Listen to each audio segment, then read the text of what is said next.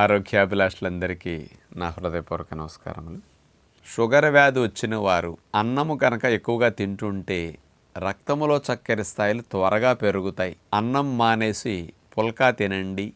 పుల్కా అనేసరికి పిండి మోతాదు తక్కువ వెళుతుంది కాబట్టి పిండి పదార్థాలు ఆటోమేటిక్గా తగ్గుతాయని నేను పుల్కా తినండి, లేకపోతే జొన్న రొట్టె రాగి రొట్టె తినండి అని చెప్తాను.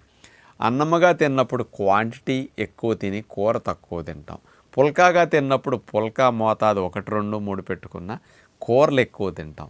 దీని ద్వారా రక్తము లోపలికి చక్కెర స్థాయిలు తక్కువ వెళతాయి, పిండి పదార్థాలు ఎక్కువ వెళ్ళవు అన్నం మానేసి పుల్కా తింటే. నేను ఇట్లా అన్నం మానేసి పుల్కాలు తినమంటే చాలామంది పెద్దవారికి కానీ కష్టపడి శ్రమ చేసుకునే వారికి కానీ మాకు పుల్కాలు చాలవండి, మేము అన్నమే తినాలనుకుంటారు. మరి అన్నం అంటే వైట్ రైసో ముడి బియ్యం అన్నమే తింటూ ఉంటారు. ఈ అన్నాల్లో రకరకాల ధాన్యాలు ఉన్నాయి, రకరకాల అన్నాలు మనం వండుకోవటం కూడా ఈ మధ్య అలవాటు పడుతున్నాం. కానీ ఏ ధాన్యాల్లో రక్తంలో చక్కెర స్థాయిని స్పీడ్గా పెంచేవి, ఏ ధాన్యాలు అన్నం వండుకు తింటే రక్తంలో చక్కెర స్థాయిలు స్పీడ్గా పెంచని ఉంటాయో కూడా అలా అన్నం మానకుండా తినాలనుకునే వారికి అవగాహన కలిగించడం కోసం ఈరోజు ప్రత్యేకంగా ఈ విషయాన్ని మీకు అందించబోతున్నాను. ప్రేగుల్లో ఈ ధాన్యాలు అనేవి మెల్లగా అరిగి వాటి నుంచి విడుదలైన చక్కెర స్థాయిలు కూడా మెల్లగా రక్తం లోపలికి చేరే విధంగా ఉంటే అది మంచి ధాన్యాలు అనొచ్చు.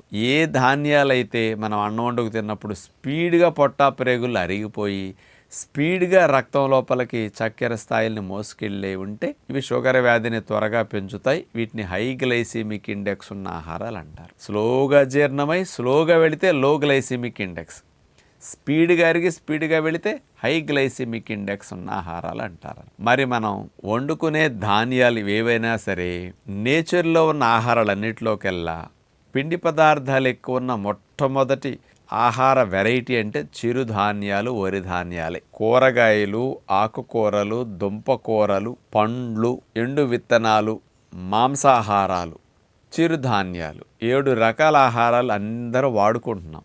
ఇప్పుడు 7 వెరైటీల్లో అన్నిటికంటే ఎక్కువ పిండి పదార్థాలు ఉన్న ఆహారాల విషయాల్లో అటెన్షన్ పెట్టాలంటాం. అందుకని 7 వెరైటీస్లో అన్నిటికంటే పిండి పదార్థాలు ఎక్కువ ఉన్న మొట్టమొదటి వెరైటీ ధాన్యాలే, చిరుధాన్యాలు, వరి ధాన్యాలే. 68% యావరేజ్న కార్బోహైడ్రేట్స్ ఉంటాయి. అంటే 3 వంతులు పిండి పదార్థాలే ధాన్యాల్లో.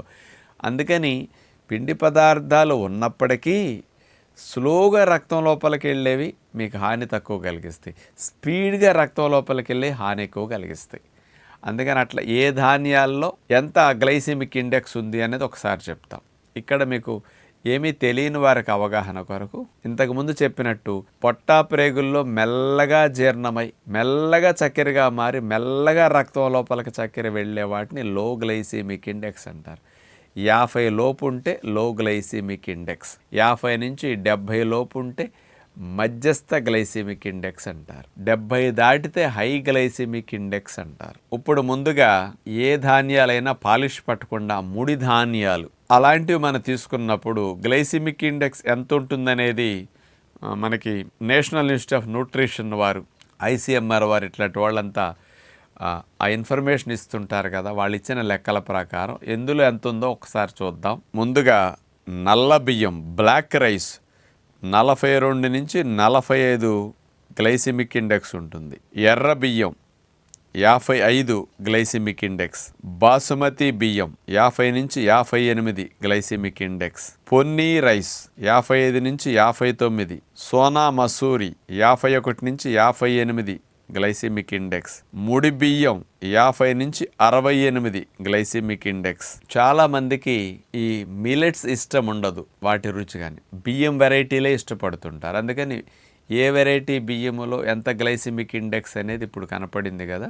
పాలిష్ పట్టని ముడి ధాన్యాలు బియ్యాల్లో ఎట్లా ఉన్నాయో చూసాం కదా. ఇప్పుడు వైట్ ప్రొడక్ట్స్ బాగా ఎన్నాళ్ళు తిన్నాం కదా, అలాంటి వాటిలో ఎంత ఉన్నాయో చూద్దాం. తెల్లటి బియ్యం 70 glycemic index, high glycemic index white rice. ఇక ఉప్పుడు రవ్వ 85, తెల్లటి బియ్య పిండి 95, మైదా పిండి 95. అందుకని ఇప్పుడు రోజు వైట్ దోశలు, వైట్ పిండితో చేసిన స్నాక్స్, వైట్ రవ్వతో చేసిన ఇడ్లీలు, వైట్ ఉప్మా, మైదాతో చేసిన పూరి చపాతీలు, ఇట్లాంటివన్నీ వైట్ ప్రొడక్ట్స్ వాడేసరికి రక్తం లోపలికి స్పీడ్గా వెళ్ళిపోయి రక్తంలో చక్కెర స్థాయిని స్పీడ్గా పెంచేస్తాయి.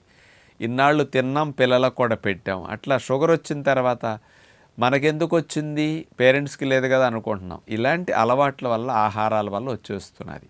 కాబట్టి ఆలోచించండి. బియ్యం కంటే మిలెట్స్ మంచిదని అందరూ చెప్పటం సత్యమే. ఎందుకో తెలుసండి, ఈ మిలెట్స్లో ఏ వెరైటీ కొర్రలు, ఊదలు, సామలు, అరికలు ఇట్లాంటివి ఏవి తీసుకున్నా 40 నుంచి 55 మధ్యలోనే ఉంటుంది లో గ్లైసిమిక్ ఇండెక్స్ మిలెట్స్.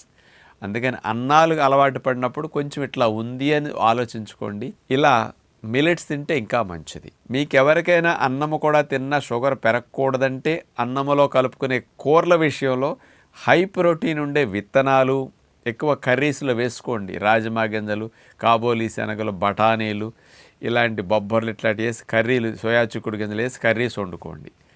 అందులో ప్రోటీన్ ఎక్కువ ఉంటుంది, ఫైబర్ ఎక్కువ ఉంటుంది. ఇందులో ఉండే పిండి పదార్థాలు స్పీడ్గా అరగకుండా, స్పీడ్గా బ్లడ్లోకి వెళ్ళకుండా కొంత కంట్రోల్ చేస్తాయి. కందిపప్పు, పెసరపప్పు, శనగపప్పు ఇట్లాంటి పొట్టు తీయకుండా ఆకుకూరలో వేసి వండుకోండి. స్లోగా డైజెషన్ అయ్యేటట్టు ధాన్యాలను కూడా ఈ కూరల్లో వేసిన విత్తనాలు అట్లా హెల్ప్ చేస్తాయి అన్నమాట. అన్నము తిన్నా షుగర్ పెరగకుండా కంట్రోల్ చేయడానికి ఈ టెక్నిక్ కొంత ఉపయోగపడుతుంది. కాబట్టి ఇలాంటి విజ్ఞానంతో మీరు అన్నాలు తినటం, పిల్లలకు కూడా, కుటుంబ సభ్యులు కూడా అన్నాలు పెట్టుకునే విషయంలో ఇలా జాగ్రత్త పడితే మీ వల్లే షుగర్ భవిష్యత్తులో మీ బిడ్డలకు రాకుండా రక్షించుకోవడానికి అవకాశం ఉంటుంది. శ్రమ చేయకుండా నీడపట్టున కూర్చుని ఉద్యోగ వ్యాపారస్తులు పుల్కాలు కానీ, రొట్టెలు కానీ 1-2 పెట్టుకుని కర్రీస్ ఎక్కువ తిని అన్నం ఎంత తగ్గించి తింటే అంత మంచిది. అన్నం మానేస్తే మరీ మంచిదని గుర్తుపెట్టుకుంటారని విజ్ఞప్తి చేస్తూ నమస్కారం.